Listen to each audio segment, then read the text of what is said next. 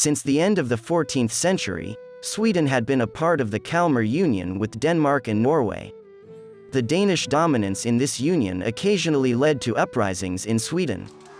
Parts of the Swedish nobility tried to make Sweden independent and sided with Sten Sture the Younger, regent of Sweden from 1512, and the struggle against the Danish king Christian II. Following the Battle of Brandkirke in 1518, where Sten Sture's troops beat the Danish forces, it was decided that Sture and Christian would meet for negotiations.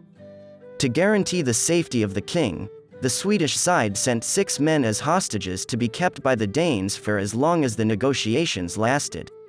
However, Christian did not show up for the negotiations, violated the deal with the Swedish side and took the hostages aboard ships carrying them to Copenhagen. Among these men was Gustav Ericsson. In 1519, Gustav managed to escape and eventually reached Kalmar. Christian II mobilized to attack Sweden in an effort to seize power from Sten Sture and his supporters. In 1520, the forces of King Christian were triumphant. Sture died in March. The coronation of Christian was to take place in the newly captured Stockholm in November. King Christian had promised amnesty to his enemies within the Sture party, and the coronation took place on 4th of November. When the celebration had lasted a few days, the castle was locked and the former enemies of King Christian were imprisoned. The following day, the sentences were announced. During the Stockholm Bloodbath, close to 100 people were executed, among them Gustav's father and nephew. 3 of Gustav's sisters, his mother and his grandmother, were imprisoned. Gustav himself was at the time staying at Ravsnäs, but left and traveled to the province of Dalarna as he feared for his life. He tried to gather troops among the peasantry in the province, but with little success initially. Being chased by men loyal to King Christian and failing at creating an army to challenge the king, Gustav had no other alternative but to flee to Norway. While he made his way from Mora to Norway, people that had recently turned down Gustav's call for support against the king changed their minds. Representatives of that group caught up with Gustav before he had reached Norway and convinced him to follow them back to Mora. Gustav's run towards Norway and back has formed the background to the famous cross-country ski race Vasaloppet. The rebel force he led grew. In February 1521 it consisted of 400 men. Supporters flocked to Gustav as the rebel army defeated an army loyal to the king and sacked important cities. The leading noblemen of some parts of Sweden joined Gustav's forces and, in Vadstena in August, they declared Gustav regent of Sweden. The election of Gustav as a regent made many Swedish nobles, who had so far stayed loyal to King Christian, switch sides. Most fortified cities and castles were conquered by Gustav's rebels. In 1523 Gustav negotiated with Lubeck, who joined the forces against the Danes. Christian II was overthrown and replaced by Frederick I, who openly claimed the Swedish throne and had hopes Lubeck would abandon the Swedish rebels. The Swedish council, who had now been replaced by supporters of Gustav, decided to appoint Gustav king, as the support from Lubeck was absolutely crucial. And Lubeck preferred an independent Sweden to a strong Kalmar union dominated by Denmark. In June 1523 the ceremonial election of the regent Gustav Ericsson as King of Sweden took place in Strängnäs. In remembrance of the election of Gustav as Swedish king on 6 June, that date was declared the National Day of Sweden. Shortly after the election an agreement, designed by Lubeck negotiators, was made with the Danish defenders in Stockholm. On June 17 the rebels could enter the capital city and shortly after, Gustav could install himself in Tre Kronor Palace. The following year, 1524, a settlement with Denmark-Norway and its king Frederick I was settled. The treaty meant that Denmark-Norway acknowledged the independence of Sweden and marked the end of the Swedish War of Liberation. King Gustav had 11 children, some of which were stillborn or died shortly after birth due to high children mortality at this time. We will focus on 3 of them: Eric XIV, John III, and Charles IX.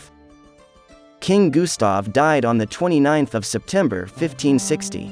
As he had established hereditary monarchy, Eric was crowned king on 29 June 1561. Unlike his father, who had been satisfied with ruling an independent state, Eric tried to expand his influence in the Baltic region and in Estonia.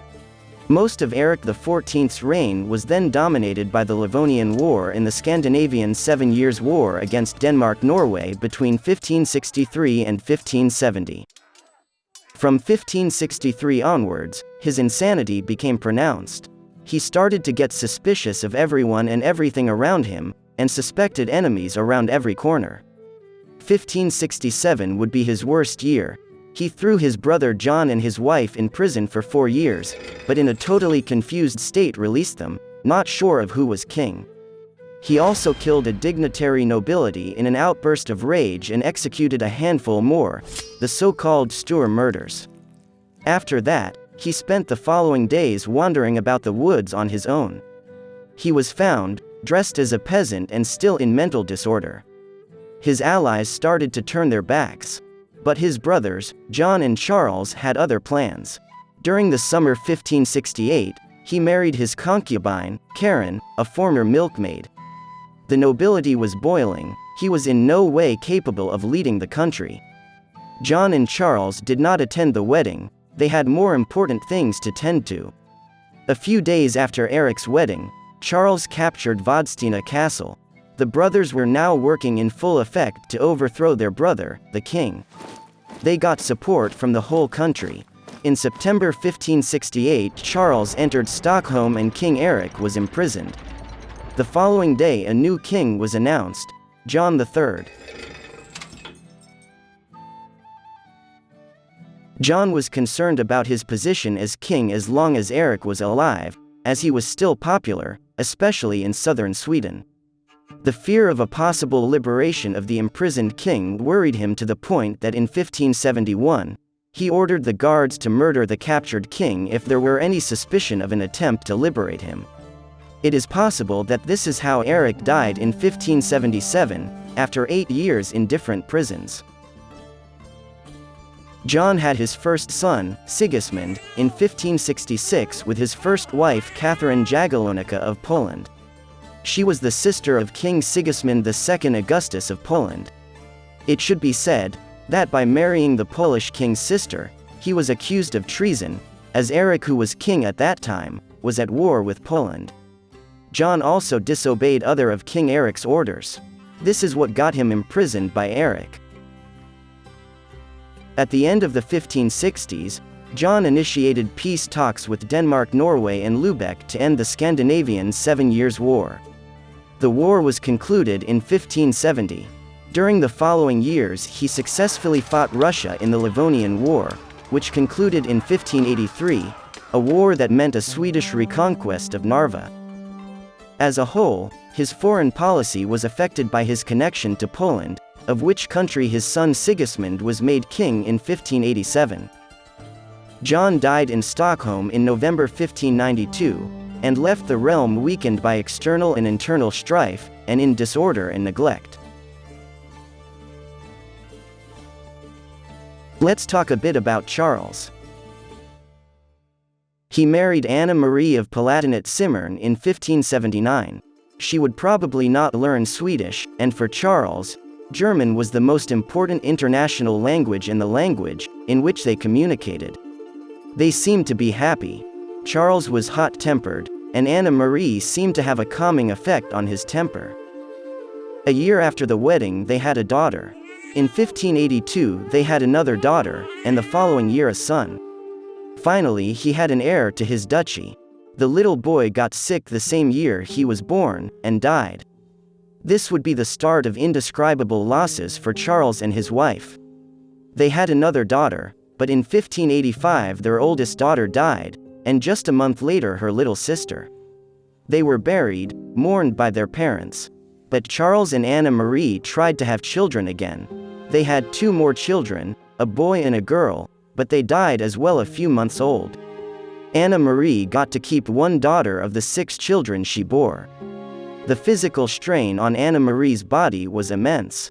Just 28 years old, she died in 1589. Their fourth daughter was the only child that grew up an adult.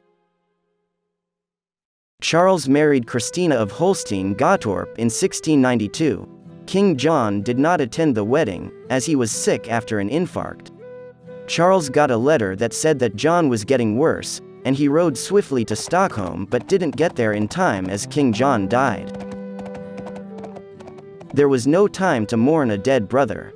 Charles's relations with John were always more or less strained, and with his older brother dead, he saw his opportunity to seize the throne. His plan was cunning. He waited a week before writing the letter about the king's death to Sigismund, the heir to the throne. He then waited another week before he sent the letter. He then moved into the royal castle in Stockholm at the end of 1592. The Swedish Privy Council appointed Charles the head of state just a week after the king had died.